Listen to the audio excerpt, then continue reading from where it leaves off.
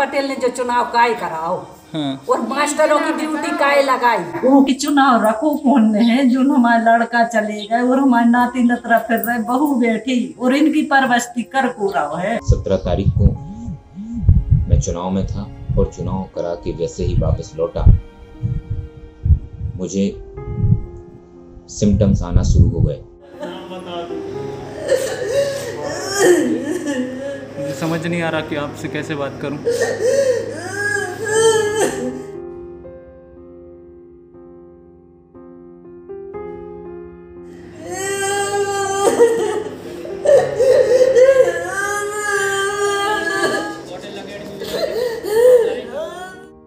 पश्चिम बंगाल समेत देश के 5 राज्यों में जिस वक्त चुनाव हो रहे थे, ठीक उसी वक्त मध्य प्रदेश के दमोह में उपचुनाव कराया गया। कोरोना जब चरम पर था, ठीक उसी के बीच मध्य प्रदेश में लॉकडाउन था, लेकिन दमोह को विशेष रियायत देते हुए यहाँ छूट दी गई और चुनाव कराया गया। इस चुनाव में करीब 800 शिक्षकों ने ड्यूटी की और करीब 200 शिक्षक कोरोना से संक्रमित हुए। रिपोर्ट्स बताती हैं कि करीब 2 दर्जन से ज्यादा शिक्षकों की कोरोना से संक्रमित होने की वजह से मौत हुई है। लाल सिंह लोधी, भरत कुमार चौरसिया, हरिराम प्रजापति, ब्रिजकिशोर समदड़िया जैसे कुल 57 शिक्षकों की मौत पिछले 2 महीनों में हुई है। इनमें से 2 दर्जन से ज्यादा शिक्षकों की मौत कोरोना संक्रमण की वजह से हुई है। छोटू बच्चा पहले खत्म होगा, वो भी कमाऊ तो जे भी शिक्षा करनी है। दोनों कमाने वाले बेटे? दोनों कमाने वाले चले गए। अब आपके कितने नाती हैं? 3 के बीच में एक नाती है माँ और नातिन? नातन एक बड़े की कहानी शिक्षा करनी है जो एक लड़का एक लड़की, तो छोटे भैया के छोटे लड़का के 3 लड़की घर है, लड़का नहीं। टोटल 5 बच्चे? टोटल 5 बच्चे हैं। उनका भरण पोषण अब सब कुछ चला गया, कुछ नन्या को कर रहा हूं। इस माँ के आंसुओं का दर्द बहुत गहरा है। 3 बेटों में से 2 कमाने वाले बेटों का ही कोरोना संक्रमण की वजह से निधन हो गया। मंझला बेटा जो शिक्षक था, चुनाव ड्यूटी से लौटने के बाद बीमार पड़ा और कोरोना संक्रमण का शिकार हो गया। इसी दौरान छोटे बेटे की भी तबीयत खराब हुई और उसकी मौत हो गई। कुछ दिन बाद शिक्षक बेटे की भी मौत हो गई। 5 बच्चों के सिर से पिता का साया उठ गया और 2 महिलाएं विधवा हो गईं। कितने तारीख को गए थे वो ड्यूटी पे? 16 तारीख को। और 17 को चुनाव हुआ? 17 को चुनाव हुआ, 18 को वापस आए रात में, 17 की रात में आया। वो जहाँ गए थे ड्यूटी देने, उनके साथ वाले भी सब संक्रमित हुए? हाँ जी, 4 लोग संक्रमित हुए। अपन को बताए गए 4 लोग संक्रमित। और जब वो घर आए उसके बाद 17 को शाम को आ गए होंगे? हाँ। फिर उसके बाद क्या हुआ? 18 को हम पथरिया ले गए। तबीयत खराब हुई? हाँ, बुखार सा था। हाँ। पथरिया ले गए, वहाँ उनने गोली वगैरह दे दी। रिपोर्ट आई नहीं, रिपोर्ट तो आज तक नहीं आई। लिखित में आपके पास कोई रिपोर्ट नहीं? हमारे पास नहीं। कई शिक्षक बुरी तरह कोरोना से संक्रमित हुए और खर्चीले ट्रीटमेंट के बाद ही ठीक हो पाए। उनका कहना है कि कोरोना संकट के ऐसे माहौल में चुनाव नहीं कराए जाने चाहिए थे। मैं चुनाव में था और चुनाव करा के जैसे ही वापस लौटा मुझे सिम्टम्स आना शुरू हो गए। पहले कुछ दिन हटा के डॉक्टर्स की दवाई ली और फिर सीटी स्कैन कराया तो कोविड का इन्फेक्शन निकला।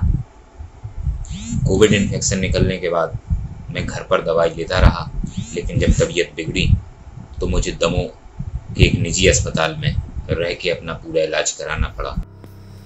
जिन परिवारों ने अपनों को खो दिया है, उनका बस एक ही सवाल है कि आखिर चुनाव कराने की मंजूरी किसने दी। कोरोना से जान गंवाने वाले शिक्षक राघवेंद्र की मां केंद्रीय मंत्री और दमोह से सांसद प्रहलाद पटेल पर जमकर नाराजगी जाहिर कर रही हैं। चुनाव रखो कौन है जो हमारा लड़का चले गए और हमारे नाती नतरा फिर रहे, बहू बेटी और इनकी परवस्ती कर पूरा है। प्रहलाद पटेल ने जो चुनाव काय कराओ और मास्टरों की ड्यूटी काय लगाई, वो खुद अपने कर तो किया उसे और लगाओ तो और ये सो संगठन हमारे को औरतों को हो तो और सब जैसे हमारे होते, हमारे तना पर्दा में है ना कर उनकी पत्नी उनकी मम्मी है सब जाके प्रहलाद पटेल से कहती। विधवा हो चुकी देवकी बाई सरकार से सवाल पूछ रही हैं। कि अब जो उन्हें पेंशन के रूप में सिर्फ 5,000 रुपये मिलेंगे, उनसे उनका घर कैसे चलेगा और उनके बच्चे कैसे पलेंगे। देवकी के पति को सरकार तो नहीं बचा पाई, लेकिन अब उन्हें सरकार से मदद की उम्मीद है। 5,000 रुपये हो रहा बच्चे में की सब्जी तो और ले गया मौत का करो 30,000 रुपया करो पेंशन पेंशन हती उतना ही दो। आपकी क्या मांग है कि जितनी तनख्वाह थी उतनी तो कम से कम मिलना ही चाहिए। उतनी तो मिलना चाहिए भैया। वहीं चुनाव ड्यूटी में संक्रमित हुए डाल सिंह लोधी ने अपने इलाज पर हजारों रुपए खर्च किए। अब उनका सवाल है कि इस नुकसान की भरपाई कौन करेगा। मानसिक रूप से मैं बहुत परेशान रहा, शारीरिक रूप से कमज़ोर हो गया हूँ और मैंने जो स्वयं इलाज कराया है उसमें मुझे कम से कम 60,000 रुपये स्वयं के खर्च करने पड़े हैं। हम लोग मान लो बीमार हुए हैं और ईश्वर न करे हमारे साथ कोई दुर्घटना नहीं हो पाई तो शासन को हम लोगों को भी कुछ सहायता देना चाहिए। जो इलाज लगा है उसमें कम से वही तो सहायता राशि प्राप्त हो। सरकारी सिस्टम की लचर हालत का अंदाजा इसी से लगाया जा सकता है कि कोरोना संक्रमण से जान गंवाने के बावजूद कई परिवारों के पास कोई सरकारी प्रमाण पत्र नहीं है जिससे साबित हो सके कि उनके परिवारजन की मौत कोरोना की वजह से हुई है। मेरे पास सरकारी कोई कागज नहीं है कि अस्पताल का कि इनकी किस कारण किसी मृत्यु हुई, किस कारण से वो हुई। हमारे पास तो जो हमने सिटी एक्शन करवाया है वो भर है। शासकीय अध्यापक संघ के लिए काम करने वाले आरिफ अंजुम ऐसे अपने शिक्षक साथियों की मौत के उचित मुआवजे की मांग उठा रहे हैं और उन परिवारों की मदद कर रहे हैं जिन्होंने अपने चाहने वालों को खो दिया। 28 शिक्षक ऐसे रहे जिन्होंने निर्वाचन कार्य में संलग्न होकर काम किया है। आज वो 28 शिक्षकों के आश्रित परिवार को आज तक कोई अनुग्रह राशि या अनुकंपनी प्राप्त नहीं हुई है।